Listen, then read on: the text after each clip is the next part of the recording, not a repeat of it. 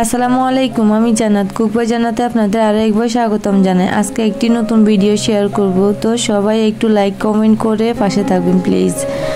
তো চলে যাই। কাঁঠালের মৌসুম আমাদের প্রত্যেকের ঘরে বাড়িতে কম বেশি কাঁঠাল থাকে, আর এই কাঁঠালের মৌসুমে কাঁঠাল খাওয়ার পরে আমরা কাঁঠালের বিচিগুলো কিন্তু ফেলে দেই না, প্রত্যেকে আমরা এই বিচিগুলো রেখে দেই এবং সেটাকে রান্না করে খাই। খেতেও কিন্তু অনেক মজা লাগে। আর সেই বিচিটা কিভাবে অল্প সময়ে পরিষ্কার করবেন সেই পদ্ধতি আজকে আপনাদের সঙ্গে শেয়ার করতে চলে এলাম। তাহলে এবার আমরা মূল কাজে চলে এলাম।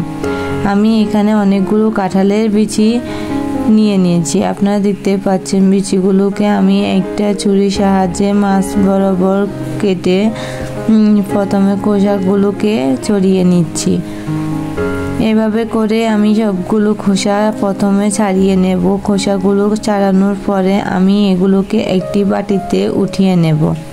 আপনারা দেখতে পাচ্ছেন আমার সবগুলো খোসা ছাড়ানো হয়ে গিয়েছে। এবার আমি যেটা করব, আমি আরও একটি বলে কুসুম গরম পানি নিয়ে নিয়েছি।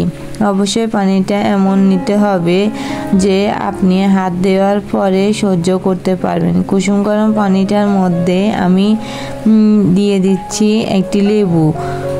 একটি লেবু আমি খুব ভালোভাবে চিপে তার রসগুলোকে সেই কুসুম গরম পানির মধ্যে দিয়ে দিচ্ছি। এটাকে অনেকে অনেকভাবে পরিষ্কার করে, কিন্তু আমার মনে হয়েছে এটাই সবচেয়ে সহজ পদ্ধতি। আর লেবুটা আমাদের সবার বাসায় কম বেশি থাকে, সো আপনারা খুব সহজে এটা পরিষ্কার করতে পারবেন। আর এরপরে আমি এটাকে ঢাকনা দিয়ে ঢেকে রাখবো। 10 মিনিটের মতো ফিরে আসলাম। 10 মিনিট পর দেখতে পাচ্ছেন লেবু দিয়ে ভিজিয়ে রাখার কারণে খুব অল্পতেই জ্বলান দিচ্ছি আর খোসাগুলো কিভাবে উঠে আসছে। বাট এভাবে করলে একটু সময় সাপেক্ষ। এই জন্য এখন আমরা যেটা করব সেটা হচ্ছে আমরা একটা প্লাস্টিকের বোতল নিয়ে নিয়েছি এবং বোতলের মধ্যে বিচিগুলো নিয়ে নিচ্ছি।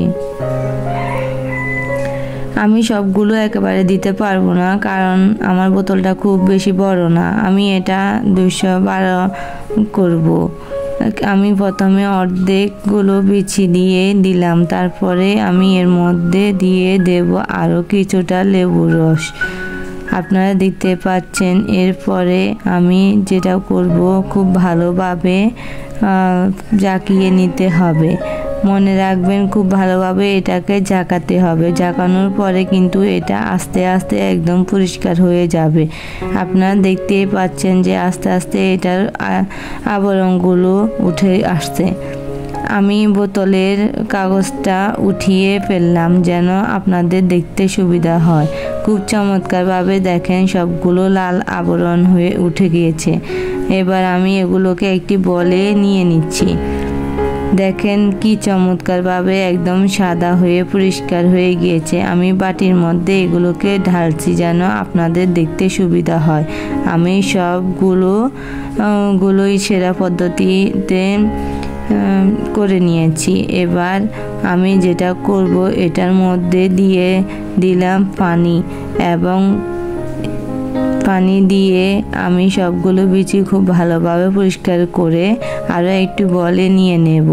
এভাবে কিন্তু আমি প্রায় 2 থেকে 3 বার খুব ভালোভাবে পানি দিয়ে এটিকে পরিষ্কার করে নেব। অবশ্যই পরিষ্কার করা পানি দিয়ে এটাকে বরাবর পরিষ্কার করে নেবেন। দেখেন চকচক করছে এই বিচিগুলো, এত চমৎকার পরিষ্কার হয়েছে। অবশ্যই আপনারা এভাবে বাসায় ট্রাই করবেন। আশা করি আপনাদের অনেক উপকার আসবে।